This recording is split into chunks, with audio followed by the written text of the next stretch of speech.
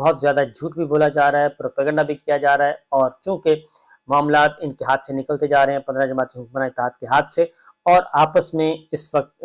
لڑ رہے ہیں، کیونکہ اب آپس میں لڑنے کا وقت ان کا آ گیا ہے۔ اس کی ریزن ہے کہ انتخابات کی طرف جانا ہے، ایک دوسرے کے خلاف الیکشن لڑنا ہے، اکٹھے یہ الیکشن لڑ نہیں سکتے، ایک دوسرے کے مد مقابل ہوں گے، ایک دوسرے کے خلاف الزامات لگائیں گے، اور 14 مہینوں کا اقتدار ہے، 15 مہینے آج مکمل ہو چکے ہیں۔ ان 15 مہینوں کا 15 جماعتی اتحاد کا جو اقتدار ہے وہ ان کے جوڑوں میں بیٹھ گیا ہے، اور انہوں نے پچھلے، میرا خیال ہے کہ اگر یہ 15 مہینے کا اقتدار حاصل نہ کرتے تو یہ جو پچھلی جتنی بھی ان کی برائیاں ہیں وہ شاید ختم ہو جاتی ہیں، لیکن وہ ساری کی ساری زندہ ہو گئیں۔ ان 15 مہینوں میں ان سب کو بے نقاب کر دیا، ننگا کر دیا، اور ان کی تمام اہلیت اور قابلیت جو ہے وہ